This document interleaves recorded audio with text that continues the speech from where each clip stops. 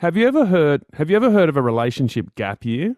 I don't know. I guess I probably had a bit of a freak out, I reckon. Maybe it was the grass is greener on the other side situation for me. You meet at a young age. It's a very good relationship. You want to stay together, but you've got this feeling that you need some time to yourself. I knew that we were right for each other, but maybe we hadn't necessarily done the growing that we needed to as individuals. So you go your individual ways, but with the expectation that you'll get back together at some point.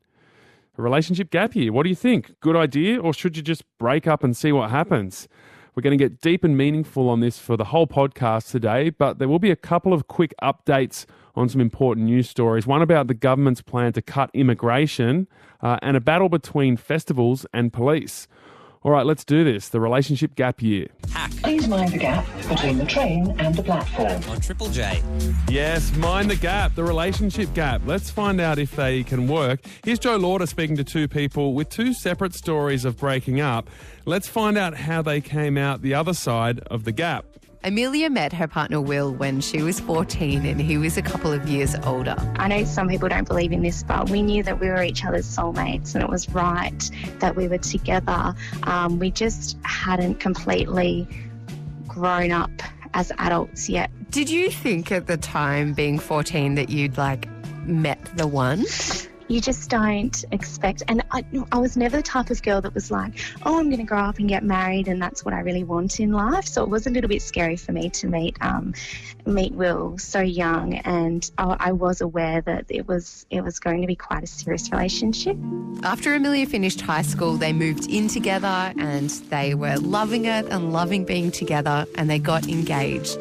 But they had some doubts about whether they were ready. Yeah, at the time it was a really confusing place to be because I knew that we were right for each other, but maybe we hadn't necessarily done the growing that we needed to as individuals. And as the date got closer, they realised it wasn't the right time. Came up quite late into the engagement.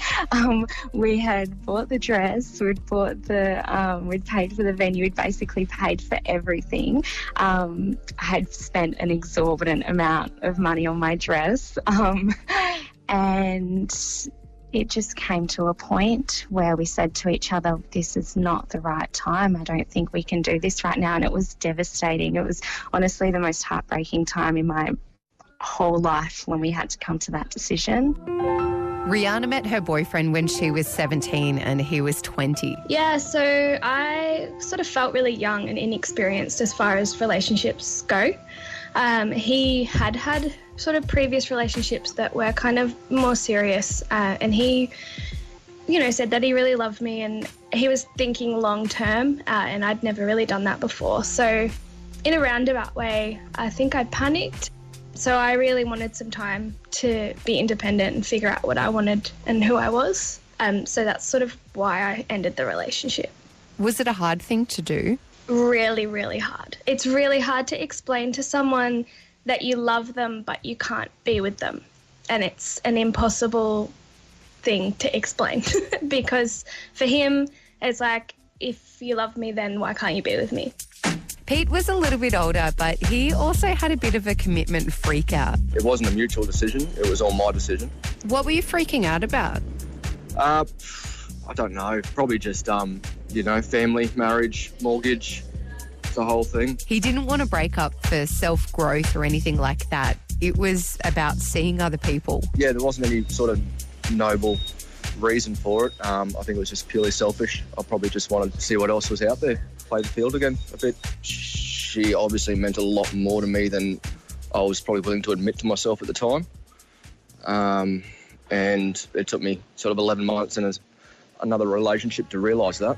Rihanna went travelling solo to India for her first trip overseas, and in the time apart, she did see other people. That confirmation that I wanted that I did actually care about him sort of came to me because I didn't feel that way with anyone else. It was the same for Amelia, that slow realisation that maybe she had her guy. I just did a lot of partying and, meeting other people, and it was really interesting. I guess I gained a whole new perspective because before before Will and I had broken up, I just assumed that everyone was like Will and it would be no problems to find another one. And I pretty quickly realised that no, he was 100% my person. There's not a million others of him out there. Amelia wasn't expecting to get back with Will when they separated, but he got back in touch exactly 1 year to the day after they went their separate ways, and they caught up for coffee. By the end of that coffee, we knew, like, we were together. Like, that was it. We could have gotten married, like, the next day. Like, it was 100%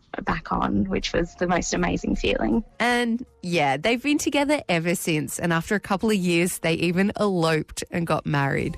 Rihanna's also been back together with her partner for just over 6 years, and they're engaged. You know, I don't think I would be in the headspace that I am now without that. That was really important, and I think that, yeah, it works for a lot of people just to get some space and almost realise, like, what you've lost. If you're too close to something, sometimes you don't see its importance. And yeah, Pete's now also married with a mortgage and a baby. It was definitely worth it, definitely for me. I'm not sure if my wife would agree, but I think she'd probably definitely agree that we're definitely stronger for it and definitely better off for it. So you're not going to die wondering, are you?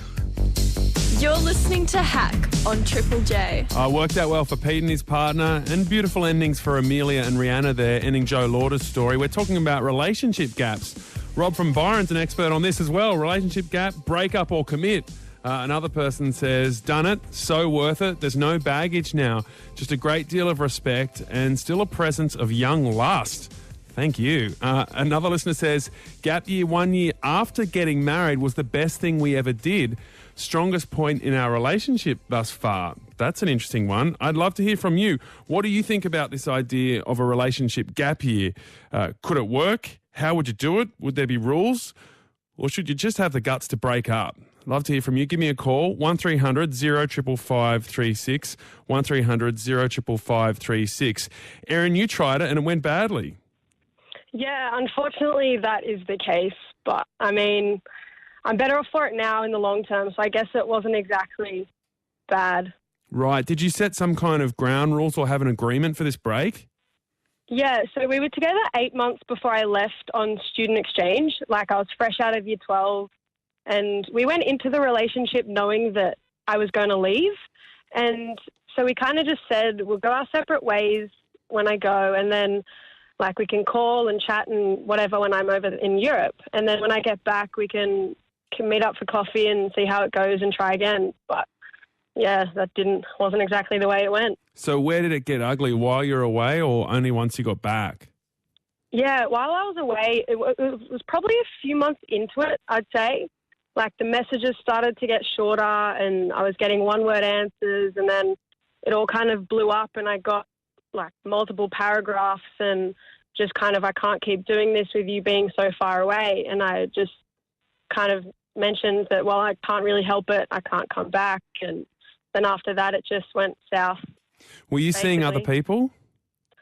I wasn't, no, but I had seen on social media from a mutual friend of me and him that, like, he was out at clubs and, like, there were girls sitting on his lap kind of thing. And I made sure I was very careful what I put on social media so that I know he wouldn't see if I was potentially getting with other people, but I wasn't.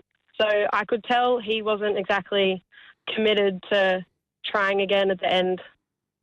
Yeah, right. So what have you learned from the experience? Do you think this agreed gap period can work?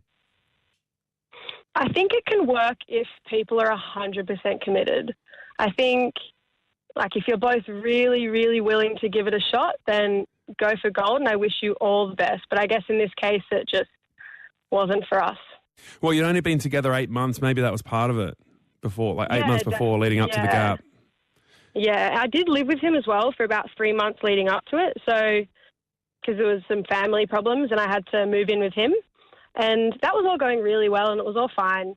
But yeah, I guess maybe a bit longer would have helped the cause. All right, Courtney's called in from Newcastle. Thank you, Erin. Courtney, you had a break with your partner and it was a good thing. Was it an explicit agreement where you were having a break to get back together, or was it a breakup and then you got back together? It was sort of like a break to get back together. So initially, before we actually got together, to actually start dating, I told him I was going over to London to work and travel. Classic scenario again. Yeah, exactly. But we made the initial agreement that if I went over to London and did find someone that initially that would be it. That would be our splitting up. Right. Okay. So how did it pan out? Well, we're getting engaged. We're engaged and we're getting married next April. So it turned out really well. He flew over and surprise proposed to me over in London. So it was pretty spectacular, actually. So, and I kind of knew when we first met that he was the one for me, and obviously he felt the same. But I didn't also want to let that hinder my experience over in London. So we just sort of made this mutual agreement that we would just be open and honest with each other and keep the communication there. Yeah, well, no doubt that's the key. It always seems to come back as the key piece of advice for any relationship, romantic or otherwise, really. Courtney, thanks so much for calling in. Thanks, Tom. On the text line, still on my gap year after 6 years. Yeah, I don't think she's coming back. Love to hear from you. Your thoughts on the relationship gap year. Give me a call, 1300 0555 36. Let's see what relationship counsellor Nikki Goldstein has to say about the relationship gap year. Nikki, I know you're quite sceptical about this idea. Yes, I know we've had a lot of callers saying that it can work, but I'm not in favour of the gap year. I think that it's great that if you do split up and you realise what you've had and you're lost without each other, you're out there, you're experiencing other things, and you can actually come back together, then that's a fantastic thing. What I don't advise is actually having that conversation of, okay, from today's date, 1 year, we're going to get back together, let's split up, let's go out there and explore and do other things. Because I actually do believe it's a bit of a cop-out when people use that excuse, I just need to grow, I just need to explore. I question, why are we not educating people about an independent relationship? Why do we have to follow this model, which is date if you're together for a certain amount of time? Okay, but we're talking about your early 20s when these key life-shaping experiences happen, where you feel loneliness for the first time, where you go on your first trip overseas, you experience traveling alone. Can you really do that while you're in a relationship for your entire formative years? Yes, because I still think that you can experience loneliness when you're in a relationship. You can still travel on your own. Because you've got someone to call and say, hey, I'm lonely. Instantly, you're not lonely. It's not the same, but do you give up an amazing relationship just to have that experience of feeling lonely? Well, this is the, I guess, the concept behind the relationship gap year, where I guess you're trying to get the best of both worlds, where you hang on to this great thing that you have, but trying to do it in a way that allows you to have the experiences you need to have as an individual. Do you think that best of both worlds approach just doesn't work? I think it's like having your cake and eating it too. And we're assuming that these experiences that we're talking about are things that everyone has to have. I never thought I would be the type of person who wanted to travel on my own. I never actually wanted to do it. Okay. I didn't start doing it until I was 23, only because I did find myself single. I now don't mind traveling on my own, but I don't feel like that was an experience that's formed me as a person. It was just due to logistics. So I think we're getting stuck in this idea that we all have to have these things like sleep with lots of people. This cookie cutter version of what it means to be a young person. Yeah, and I think we can have all these experiences and excitement in a relationship if it is the right relationship to hang on to, but why not be creative? You know, you could go away with the girls or the boys. It doesn't have to be together. You don't have to live together. You could live together in a share house with other people. I know finance is an issue for a lot of people, especially in metropolitan cities. So you don't have to feel like you've got this option of living an independent life or living a relationship. And I actually think when you look at past your 20s and into your 30s, practicing having independence in a relationship is a very good thing, because when people become too codependent, that's when we see this kind of rut cycle that starts to happen and people become miserable. So if you can get a hang of that in your 20s. Okay, so practice being independent in your relationship, but not to the extent where you're taking a gap year. Well, and seeing other people. I don't suggest the gap year. I think if you're going to break up and leave the door a little bit open for a coffee later down the track. Say hi on Facebook, send each other a text message. Just a you poke. Never know. Yeah, but what kind of poke are we talking about? Yeah, that can get a bit hard to discern. You mean a like? A like, yeah. A like. Chuck it a like. My brother had a gap year. He's now married to someone whilst he met on the break. Chloe from Melbourne, you're about to go on a gap year? No. Well, actually, it was like a few years ago. We had I had a previous relationship, and it was sort of hinted at. But I just don't believe that going on a gap year is going to be beneficial for either person. If you say, oh, we agree upon this or we agree upon that, are you really independent? Are you actually breaking up and getting that chance to be yourself? Because you know that if you move away back home, or even if you're in the same city and on a gap year, you're aware of what the other person's doing. There's just potential for someone to get hurt. You've still got those emotional strings attached. And I think for a woman also too, because we have this slut shaming, it still exists in society. If you say I'm going on a gap year, good point, and then you think I'm going to get back together with this person, I'm off to Europe to get some sex. It's like, oh, that's not going to go down well. But the question's going to be asked about how many people did you have sex with? Are you not going to go out there and experience all that life has to offer because you're scared about being judged for it when you re-enter in that relationship? Interesting. Chloe, thanks for the call. Alita, you did it for 3 months. How did it go? Yeah, so my partner and I broke up, actually split up for about 3 months, and we ended up dating other people during that time. It was a very long time. We just realised that there was no problem being with other people. We just didn't find anyone. And Did you have that break with an agreement that you would get back together, or was it just a breakup? It was just a pure breakup. Like, we weren't getting along very well. We worked together for 7 years.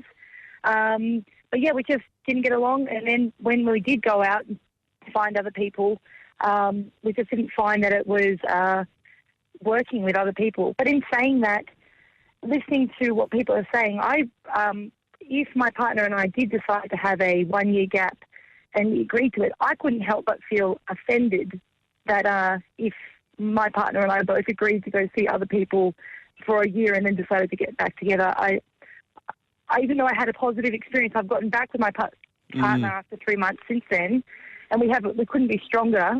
Like right now, we've been together for now 10 years. If we had agreed to have a 1 year gap and then we could see other people, I would be so offended. Not into that idea. Yeah. Okay. Yeah. It's an interesting distinction whether you agree to get back together, which does seem like a much rarer case. A lot of people just actually breaking up and then ending up back together, which seems to be a better option by the sounds of a lot of these stories. Alita, thanks so much for sharing yours. Thanks. Really interesting text. Really needed to hear this at the moment. Recently broke up with my girlfriend who said she still loved me but needed some time alone to realise who she was and what she wanted in life. Was super hard at the time, but listening to this, I'm starting to understand. Thanks, Triple J. I was so young, and you sort of think to yourself, like, surely this can't be it. On Triple J. You're listening to Triple J's Hack program. We're getting pretty deep and meaningful today on the idea of a relationship gap year. And in a moment, you're going to hear from a Triple J presenter who's actually been through this. Before you find out which Triple J presenter that is, I want to update you on two other important news stories. Firstly, the Prime Minister, Scott Morrison, has been talking up the idea of reducing immigration. The roads are clogged, the buses and the trains are full, the schools are taking no more enrolments, and that's why we very much need to improve how we manage population growth in this country. On Triple J. So that's the Prime Minister giving a speech last night saying that Sydney and Melbourne have been overwhelmed with population growth. It appears he's laying the groundwork for a government policy that beds in a lower level of immigration in Australia. Would you support that? Send me a text, 0439 757 555. It appears the government could turn this into a big election issue, so watch this space. I never want to see this event held in Sydney or New South Wales ever again. My government has a zero tolerance to drugs. On Triple J. Well, it turns out two New South Wales music festivals have had to radically change their plans because of heavy police demands. The Bohemian Beat Freaks Festival has pulled out of New South Wales and moved to Queensland. They say extra demands from police were going to cost them $140,000, potentially sending them bankrupt. So they're moving across the border to Queensland. And the Good Things Festival has been forced to block under 18s from attending their Sydney gig. They say police security demands were too onerous and say that after years of running festivals, they've never experienced such resistance to an event being staged. They're not having the same problems in Melbourne and Brisbane, where their events will still be all ages. And it's suspected that these expensive police demands are part of the New South Wales government's reaction to the deaths at DEFCON 1. So it's actually pretty bad luck if you're in New South Wales. These music events say they're pulling back on their cultural offering because of the way they're being policed. I think that we both needed that time to grow and to be independent. On Triple J. Yeah, you're listening to Hack, and we're going deep on the idea of a relationship gap here. Loads of interesting texts. One person says, it's a massive cop-out. If you get back together after a breakup, you're just scared and you run back to something you know. Another listener says, if you're really happy and really satisfied within the relationship, you would never think of ending it. Another listener says, key to a good relationship is not to lose yourself in it. All right, so which Triple J presenter has had a relationship gap? Well, guess who? It's Nat Tencic, who hosts the Hook-Up on Sunday nights. Clearly, she's living out some of the issues that she wrestles with on the show. Nat, thanks for joining us. Thanks for having me. It's good to have some relationship chat outside of the Sunday night. So, good to be here. We can certainly do it on Hack as well. So was yours an explicitly agreed and spoken about gap?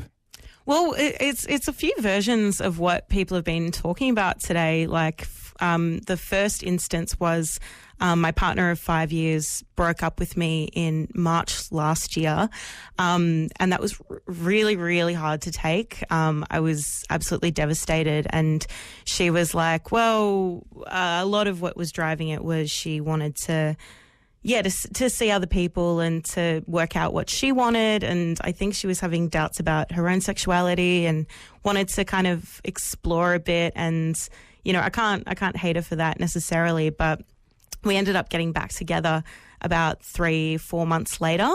She was like, I made a mistake and I want to try this out. And at that point, I wasn't sure where I stood because I was starting to heal a bit from this breakup, and I was like, well, now I want to kind of explore other people and my sexuality and do that. And so we both had booked kind of separate overseas trips in the second half of the year that was going to take about 3 months that we weren't going to see each other. So we were like, okay, well, let's kind of start dating again for a bit, and then let's take 3 months off and see how we feel when we come back and see what happens. Okay, so you take the 3 months, but what was the agreement before you did that about how you would communicate, what involvement you'd be able to have with other people, and how much of that you'd want to share with each other once you got back? So during the break, we decided that we could, do whatever we wanted, hook up with whoever we wanted. And it was kind of like a don't ask, don't tell sort of thing. Like we didn't have to share what we'd done. We didn't have to hide it necessarily. But, if we didn't feel like sharing, we didn't have to. And we didn't really communicate during that time either. So we were just kind of to ourselves, having a good time. We didn't really talk at all. I did hook up with a couple of people, and she hooked up with a couple of people, and we came back and we were like, okay, do you want to do this thing? And we decided to get back together. But, some of the commentary today has been interesting because you think, well, what's the difference between just going on a gap, seeing other people and coming back, or just why can't we stay together and see other people? So earlier this year, after a bit of time together, we decided to just open up our relationship and go polyamorous. And that's actually healed a lot of that kind of wandering feeling, I guess. So you've ended up in a kind of a midpoint solution. Yeah, and a solution that I think is working for both of us and making us pretty happy. You don't have to kind of feel like, I don't know if trapped is necessarily the right word, because some people might judge that and say, well, if you feel trapped, then why are you still together? And it's like, it's more complicated than that, I've been with, my partner for more than 6 years. Like I've been with her since I was 20. We've been through so much together. But being with one person for that amount of time, you have a lot of love to give. Like love is not a finite resource, you know what I mean? For sure. And you can spread it around and you can enjoy the feeling of being in love, of having sex with other people without it, breaking down your relationship. So we found that this year has been so much better than the gap period was, I suppose. Okay. I felt very guilty during the gap period. Right, okay. But it seems like it did help you find a happy place somehow. Nikki Goldstein, the relationship counsellor who you've had on the Hook-Up, has been listening into that story. She was pretty cynical about the relationship gap here earlier. What do you make of Nat's story, Nikki? Well, I think Nat's story is an interesting one because there has been a breakup. there's been a little bit of a gap. But this idea of being polyamorous, I think if you do want to explore other people in a relationship, then that to me is what you should lead into versus the let's take this gap year necessarily but get back together. What I take from Nat's story as well is that there was also not necessarily, and correct me if I'm wrong, this agreement that after the 3 months that 100% they would be back together. It's more of a trial of let's go see what this is like and then have that conversation. You expected to get back together, didn't you, Nat? Well, I was a little on the fence, but I think generally I did expect that we'd get back together. So the break was almost a forced, it was just circumstantial, like we wouldn't see each other for 3 months. So why not try that at that time, And then I think we did sort of figure we'd get back together, even though I kind of reserved the right to reconsider when I got back. And I think that's really healthy, is that being able to have that option. It's when you are locking somebody into let's have a break, let's get back together. If you're taking some time apart and thinking, well, let's have this conversation when we get back or at a certain point, we hear a lot where people break up and the door is that slightly little bit open. Maybe they have ended things amicably. And what do you mean by the door slightly open? Because that can be potentially a bit emotionally abusive, right? If you're sort of keeping someone on the line, which is part of the, a reasonable criticism of the gap year idea, that you're having someone's emotions on the line while you go and do whatever the hell you want. So what do you mean when you say leave the door a little open? Because that can be dangerous. Yeah, I mean when you leave the door open, it's not slamming the door on their face and saying nasty things and doing things that really burn the bridge. Because you see a lot of breakups that go down that path. Someone posted today, they've taken their ex's photo, put them on Tinder and put these horrible things up. If someone's going to do that to you, the chances of getting back together, I would say, are Buckley's. Okay, so you're behaving well. You're not saying suggest to them maybe you'll get back together. Hey, we're breaking up, but you never know down the track. Well, I don't think it's necessarily about saying that, but I always think that when you break up with somebody, if there is a somewhat amicable breakup and it hasn't been burning bridges, of course there's always a chance that you may both go out into the other world, have experiences and realise what it is that you had was worth fighting for and what you had was real. And that's very common. That's why I think that it is important when you go through a breakup to be able to be somewhat amicable. I'm not suggesting that you catch up for coffee and you do your grocery shopping together, but at least not burning that bridge just in case that you do go out, you have experiences with other people, you experience loneliness, and especially when you're in your 20s and you go, hang on a second, this is actually something that I wanted. Went through it when I was 19, I think. We had a breakup. I didn't necessarily expect that we'd get back together. But at the age of 19, having a few months apart, we both realised that we really missed each other. So that to me is something that can happen and can be healthy. Interesting text. Gap year is not understanding the commitment of a relationship or not being happy in your relationship. Nikki, do you think that sometimes as a young person it's hard to understand the true meaning of commitment and the compromise that comes with it? Yes, because I don't think we're educated about relationships. We get these projections, especially from social media, from reality TV, of this perfect life and this perfect relationship. But people are not speaking to us about hard times and compromises and what life is all about. So I think when you're in your early 20s, you have these expectations that actually can be quite unhealthy. Especially when it comes to sacrificing freedom and the FOMO that can bring. I think that's really hard for a lot of people. One person says, being yourself doesn't mean being single, and that's a really interesting point. You don't have to be single to find yourself, which is a really interesting kind of thing to think about as well. Nat Tencic, great to have your personal story told so eloquently on Hack. Thank you so much for doing that. Thanks for having me. Thanks for letting me share. Yeah, a really interesting example that kind of spanned the whole range of experiences we've been talking about. Nikki Goldstein, great to have you on the show. Thank you so much for joining us. All right, and all your texts coming. There's still heaps. One person says, too many people get trapped in their first relationship. Don't agree with a gap year, but take a break and agree to get in touch. Hack on Triple J. All right, that's all we had time for today. Interesting texts coming through. As always, I'll read you a few before we end the podcast. My girlfriend and I have just gotten engaged and we are in a polyamorous relationship. Another listener says, not sure about a year, but I think it's a good idea. You need a break sometimes. I'm thinking about a break with my partner, Emily. Shout out to Emily's boyfriend or girlfriend. Someone else says, I feel like it would only work if both parties thought or knew it was a breakup. if you think you're still with each other, it's just weird because you both owe each other some kind of expectation. I think it only works when you come back thinking you'd actually lost that person. Otherwise, you're still kind of together, really. I think that pretty much sums it up. Thank you so much for listening to the podcast today. A very interesting discussion. I'll catch you on the next one.